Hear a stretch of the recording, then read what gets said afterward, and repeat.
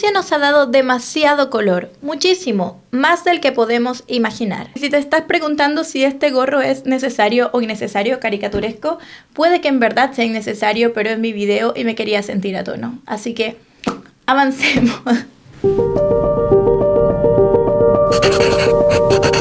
De partida, en Rusia se originó el Tetris, que originalmente no tenía color y posteriormente pasó a ser verde, azul, marrón, cian, si no me equivoco. Y cuando se popularizó se convirtió en algo más colorido, pero indistintamente siempre ubicamos este juego por sus piezas de colores. También nos dio la tabla periódica, que es muy interesante porque este organigrama de colores y elementos tiene una serie de nomenclaturas que yo no tenía idea porque no soy química. Por lo menos la caja amarilla corresponde a los metaloides, la caja azul claro a los no metales, los símbolos de color azul son los sólidos, los símbolos de color magenta son los gases y los símbolos azules brillantes son los líquidos. Gracias Rusia por la tabla periódica. También gracias a esta nación existieron los huevos de Fabergé. Eran unos fabricantes artesanales, una joyería que producía una serie de piezas preciosas y que durante determinado tiempo le otorgaron a los zares unos objetos de colección que son los huevos de Fabergé. Hoy día se conservan todos y son súper coloridos porque estaban hechos con diferentes tipos de gemas y piedras preciosas y cada uno tenía un concepto.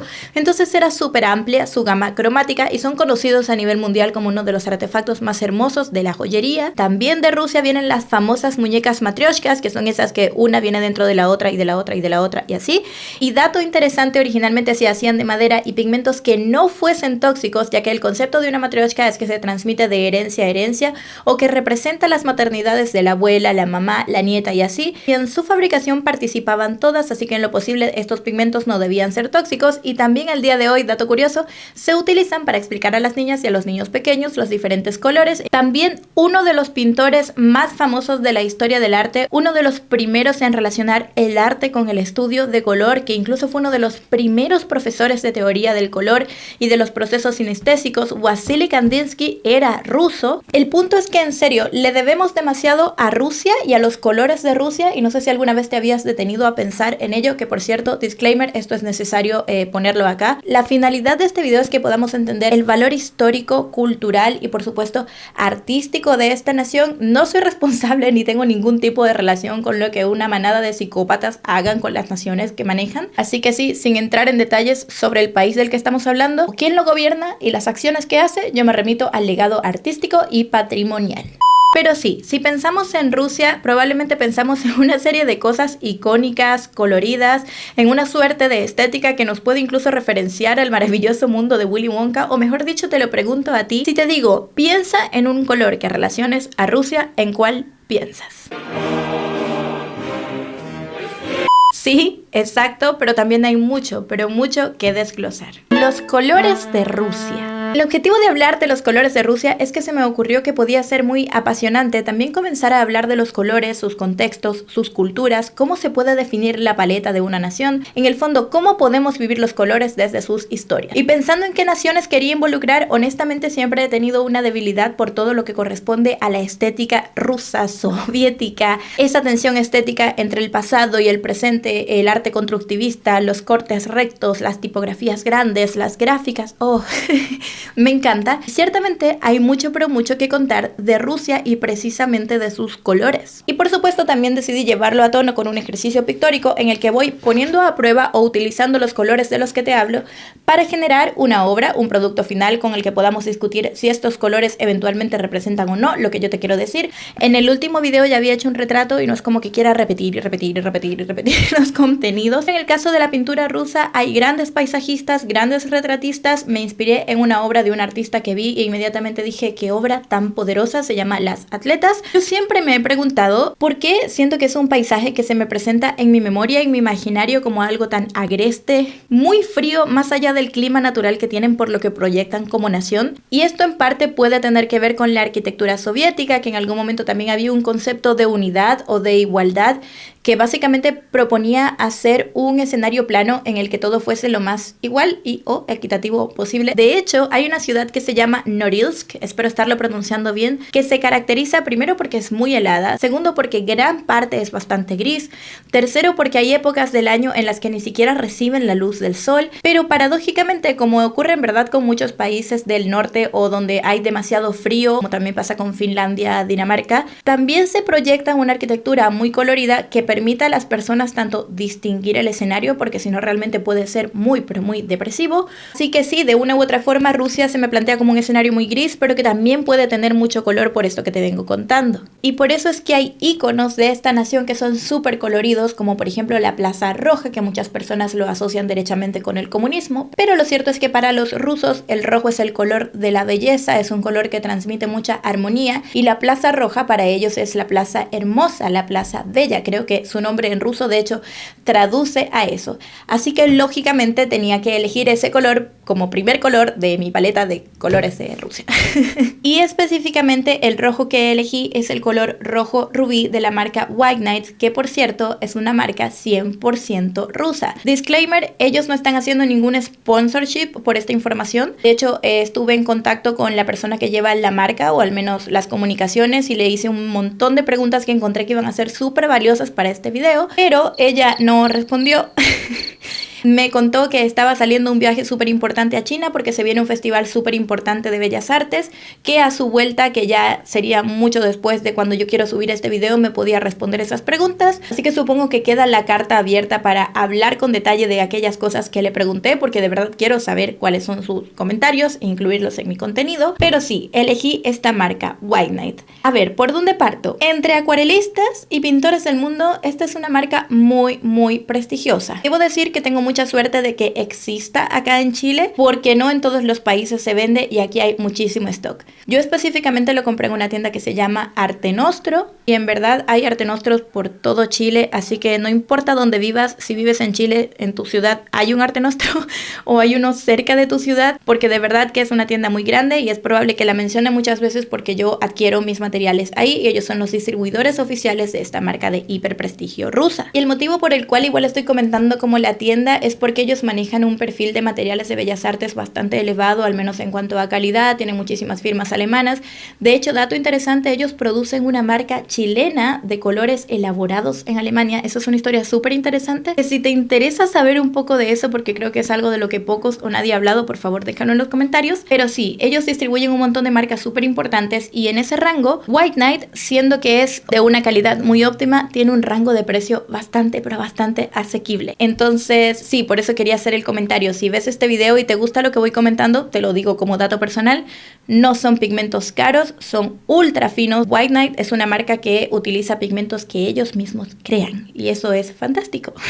Pero en fin, el punto es que si no lo sabías, en Rusia se fabrican unos de los pigmentos de mayor calidad de todo el mundo. En Rusia existe esta empresa que de hecho fue la primera y principal marca hasta la fecha de productos de bellas artes de Rusia. En Rusia hay una escuela de artes que de verdad da mucho de qué hablar, y ya vamos a hablar de eso con detalle. Pero el punto es que los pintores que salían de esta academia exigían una calidad superior en sus obras, tanto por el tipo de formación que reciben como porque restauran obras. Rusia tiene un legado patrimonial, histórico, artístico que es chef kiss, así que requerían unos pigmentos que fuesen igualmente finos, y en ese contexto es cuando se creó esta marca de pigmentos que yo te voy a ir mostrando a medida que pinto. Porque la marca se llama Noches Blancas, específicamente si vamos a hablar de color, y sorry, pero aquí tengo que leer la descripción porque es que es demasiado bonito. Igual paréntesis, antiguamente se llamaba Leningrado la marca, adivinen quién la auspiciaba. Y luego con el tiempo eso cambió. Las pinturas obtuvieron su nombre comercial gracias a un fenómeno natural único característico de San Petersburgo, una ciudad en el norte de Rusia, donde se encuentra la producción. Cada año, junto con la primavera, la ciudad tiene un periodo de noches blancas, cuando por la noche el sol no traspasa el horizonte y la iluminación natural sigue siendo bastante brillante. Es decir, toda la noche consta solo de un par de horas de luz. Este mágico estado de la naturaleza es muy similar a la pintura de acuarela, ligera, transparente, pero saturada y emocionante, como las noches blancas de San Petersburgo. Y en ese sentido, sentí que sí o sí tenía que añadir blanco como uno de los colores que iba a formar la paleta de Rusia de acuerdo a mi concepción, obvio por la nieve, obvio por este fenómeno, obvio por la marca de pinturas rusa, como por todo. Pero en acuarela pasa algo, que el blanco es el blanco del papel, y en encontraba un poco triste añadir pintura blanca dentro de mi gama cromática, así que se me ocurrió algo bastante complejo y dije, bueno, filo, si no resulta siempre puedo volver a Arte Nostro y elegir un blanco. Pero fue así como algo más conceptual en el sentido de que el blanco es la suma de todos los colores y para pensar en blanco elegí por el contrario 3 colores primarios con los que otorgar luz a mi pintura. Estos fueron amarillo limón, que es pigmento 150 amarillo, si no me equivoco. En muchas marcas con este color se hace el Nickel Azo Yellow, que es un color bastante saturado. Si se aplica muy espeso es súper cálido y si se aplica ligero es bastante frío y siento que es muy similar a lo que me transmite Rusia, un color de contrastes. Luego elegí el azul Hydrantrene, soy como el Bugs Bunny comunista. Azul hidrantreno porque para muchos acuarelistas contemporáneos el azul ultramar viene a ser como el color para los primarios y como esto es acá en Occidente y estamos del otro lado del mundo, quise elegir un azul distinto y finalmente un rosa, llanamente el color rosa porque ya había elegido un rojo y en la teoría del color moderna el rosa aplica a los colores primarios. El objetivo con esto fue ir estableciendo capas de luz y sombra dentro del rostro. Como les digo, no es derechamente blanco, aunque en mi paleta de colores de Rusia sí pienso en blanco, pero me parecía lo más afortunado, lo más asertivo, como ir añadiendo luz a través de los distintos primarios pensando en blanco. Aprovechando este momento de dispersión, te invito a que te suscribas para que pasemos la página y mi confusión no se traduzca a tu pantalla y sigas viendo este video con ganas de saber qué ocurre. Eso. La Academia Rusa. Además de que Rusia tiene su propia marca de colores elaborados fabricados en Rusia, que también tienen una academia que es muy única, es muy solicitada, es muy especial, tiene una historia fascinante y es como de alguna forma el sueño de muchas y muchos artistas en la actualidad pertenecer y uno de los espacios más románticos para formarse en arte en la actualidad. Esta academia se llama la Academia Imperial de Bellas Artes o de Artes y también es comúnmente llamada la Academia de Artes de San Petersburgo. Fue fundada en 1757 por el conde Iván Shuvalov, que era el favorito de Isabel I de Rusia, con el nombre de Academia de las Tres Artes Más Nobles, y las tres artes más nobles eran arquitectura, escultura y pintura. Hay que destacar que como esto fue un aporte proporcionado por la monarquía, se supone que el legado histórico político de Rusia nunca le ha dado el suficiente peso que tal vez requeriría a lo largo de la historia, porque bueno, comunismo versus monarquía generó muchos quiebres importantes. De partida, al principio la academia albergaba profesores que eran sobre todo franceses, alemanes e italianos. Luego fueron formando artistas rusos que también se hicieron parte. Con los cambios políticos, muchos de estos artistas terminaron huyendo porque no estaban de acuerdo con los gobiernos, pero también otros se quedaron en su país tratando de fomentar las artes y cultivar la cultura de la que tanto habían aprendido. A varios se les llegaron a dar menciones bastante honrosas con títulos como artista del pueblo, artista del mérito, profesional eminente de las artes o galardones distinguidísimos como el premio Stalin. Algo muy, pero muy paradójico considerando que uno de los primeros estatutos de la academia describía la misión de la academia y del internado como criar una nueva generación de personas libres los efectos de la sociedad. Lo interesante es que si bien los primeros profesores de la Academia de San Petersburgo eran extranjeros, al día de hoy quienes son la mayoría extranjeros son los alumnos, porque muchísimas personas alrededor del mundo buscan ir a formarse a Rusia. Y probablemente te estás preguntando qué puede tener de especial la Academia de Rusia que no tenga ninguna otra Academia de Bellas Artes, y bueno, precisamente ya te cuento. Partamos porque la academia está coronada en su cúpula con una estatua gigante en color dorado precioso de Minerva, que era la diosa romana de las bellas artes, la sabiduría y la guerra. Ya eso te debiese dar una noción de cuál es el principio fundamentalista o la filosofía de la Academia de Rusia. Y que por cierto, dato no menor, necesitaba sumar el dorado a mi paleta de Rusia porque cúpulas, Minerva, sí tenía que estar el dorado. Debo confesar que de todas maneras eventualmente me arrepentí. Yo cuando pinto no tiendo a utilizar muchos colores de efecto y eso es algo que me gustó mucho de este pigmento, que señala en su etiqueta que es un color para decoración. El hecho de que una marca de bellas artes para artistas finos y restauradores indique que es un producto de decoración Bueno, sí, no es menor. La verdad no sabía cómo sumarlo o en qué parte del cuadro, porque además yo quería ir poniendo los colores en el orden que te los iba mencionando a ti. Me aventuré con la parte del tocado y también hice como unas pestañas y unos delineados en el rostro buscando algún tipo de no sé de qué. No sé de qué, pero el dorado está. Que por cierto, el nombre es Oro Azteca de la línea Sonnet, que es igual que Nevskaya Palitra, la empresa macro que tiene a White Knight, pero como la línea estudiantil. Los tubos que yo voy a ir mostrándote en cuanto a colores son de la línea absolutamente profesional. Creo que dato importante que no había mencionado. Otro dato súper interesante de la academia es que tiene sus propias caballerizas. Si buscásemos una imagen en Google para poder dimensionar lo gigante que es este lugar, no es solo un edificio grande, caben como un montón de catedrales dentro y obviamente eso también da espacio para albergar sus propias caballerizas y tener sus propios caballos. Porque no es como que van a hacer una clase de dibujo midiendo la anatomía desde un libro o con una fotocopia. Eso pasa de este lado del mundo.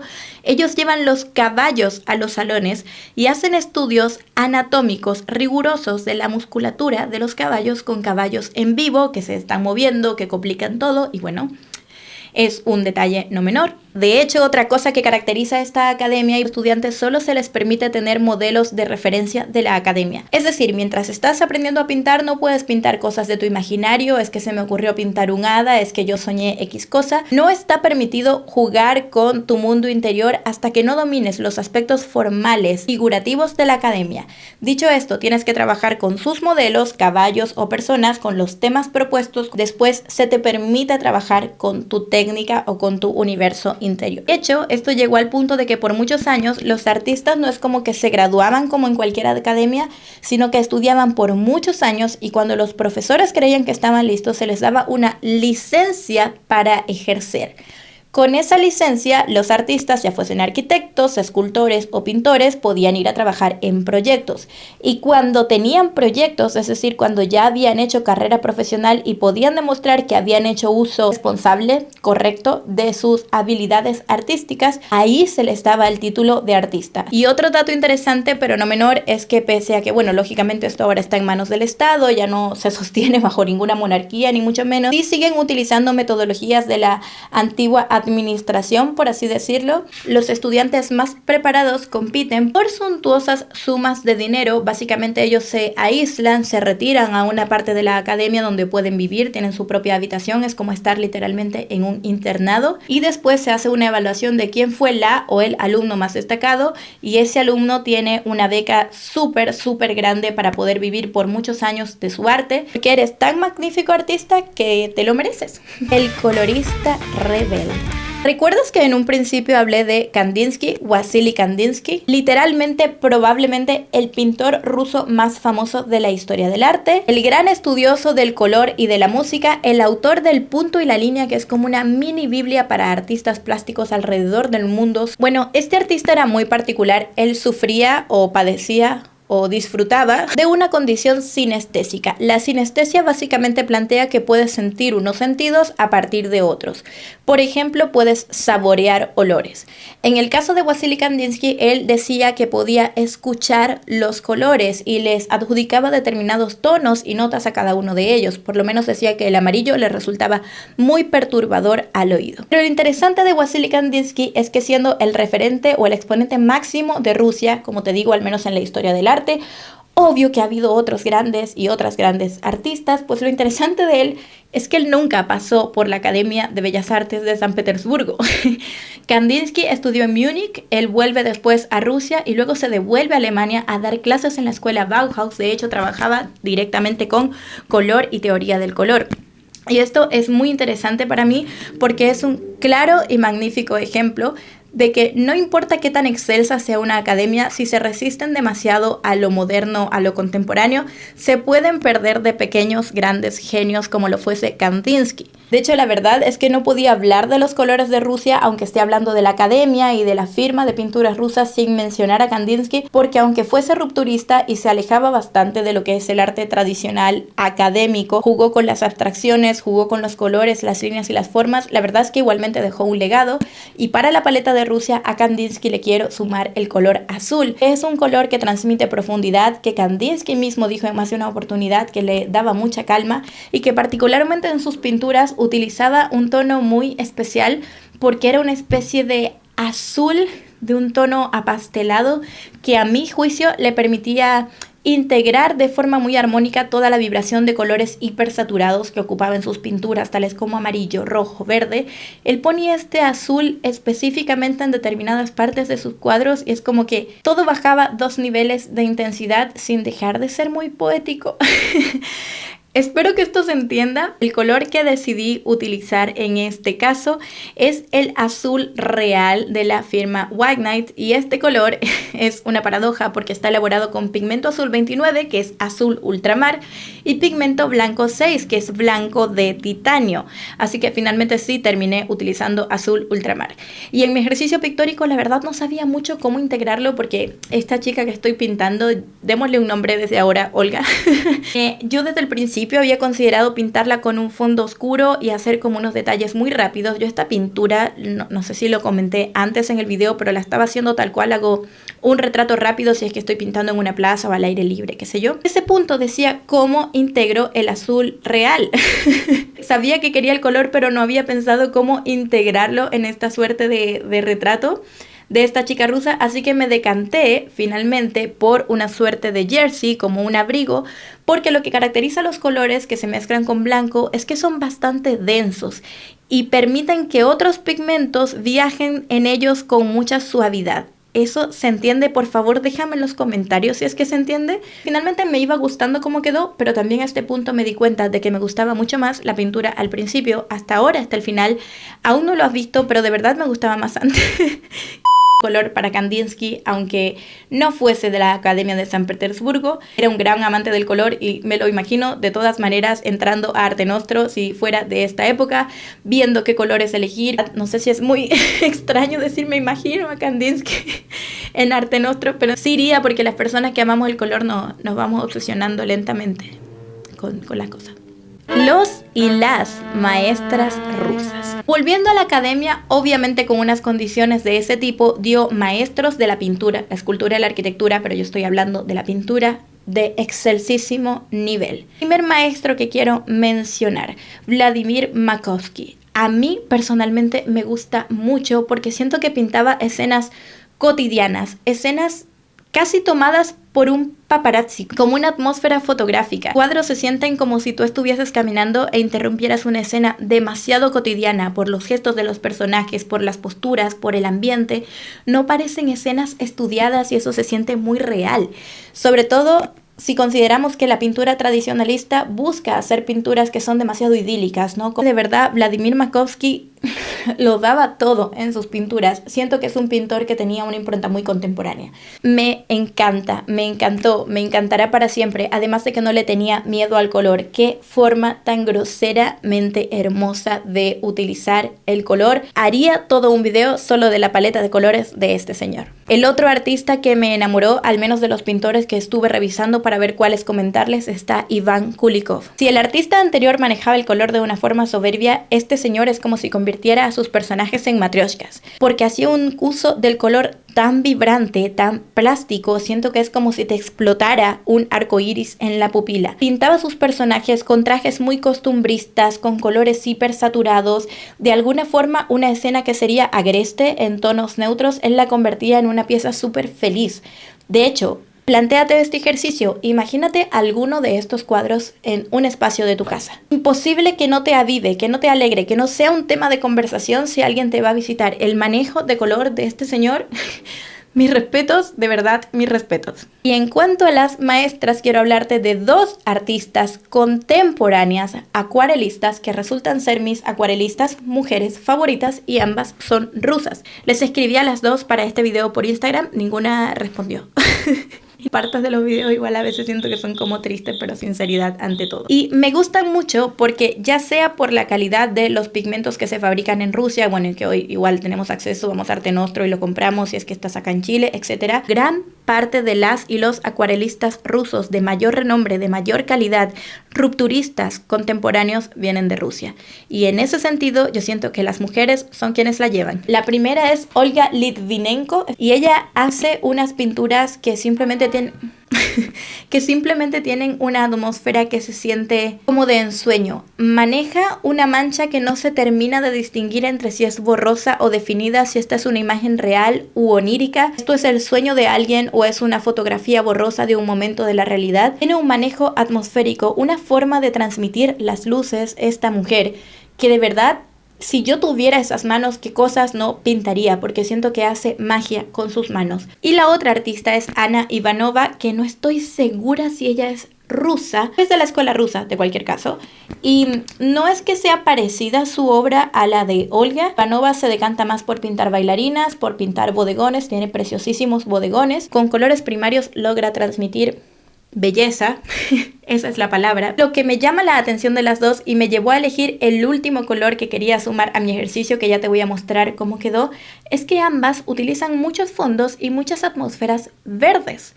Verdes oscuros para contrastar sus ejercicios pictóricos, para darles cuerpo, para generar estas pinturas con esta densidad especial. Igual si ves las matrioshkas y algunos edificios de Rusia, hay mucho rojo, dorado, verde. No tengo ningún color particular de Ynet, quiero mantenerlo aquí.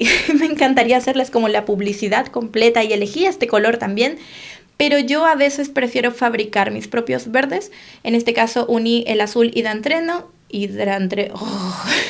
con el amarillo indio, mucha más proporción de azul y me dio un verde precioso, súper opaco. Me gustó mi fondo, la verdad no, porque estaba utilizando un pincel de Da Vinci que me gusta mucho, lo utilizo a veces para fondos pero en pinturas más pequeñas. Creo que tuve que haber utilizado un pincel más grande porque con la rapidez que estaba pintando el pigmento no se distribuyó de forma homogénea y eso hace que no se vea muy limpia la pintura, muy pulcro el resultado final. Pero sí, aquí te voy a ir insertando más imágenes de cómo quedó el ejercicio. Por favor, déjame en los comentarios muy honestamente si te gusta cómo quedó ahora o si por el contrario te gustaba más como estaba antes. El problema con estos videos es que yo me estoy enfocando en explicar el color y la obra puede resultar o no, porque no me estoy deteniendo como lo haría sin una cámara enfrente y sin fijarme en que se vea bien el color más allá de lo que estoy haciendo. Pero a ver, tampoco la odio, es una pintura, es un resultado. Le di algún tipo de motivo al suéter y también al pañuelo, añadiendo más rojo, porque lo que sí sentí que me faltó, ya sea por el comunismo, ya sea por la belleza de la Plaza Roja, ya sea por lo que sea, que Rusia es más rojo de lo que yo lo planteé. Siento que al menos en mi paletita sí se refleja en mayor proporción el rojo, pero que en la pintura no había suficiente. Esto fue una pequeña licencia que me permitía hacer dentro de mi programación de videos porque se me ocurrió que la idea era bonita, a mí sí me animaba, pero cuéntame tú, ¿te gusta? Todas tus opiniones, por favor, no olvides suscribirte, suscríbete. Y como siempre, gracias por ver. ¡Mua! Me quité esto en todo el video y como que me acostumbré, igual estaba calientita, pero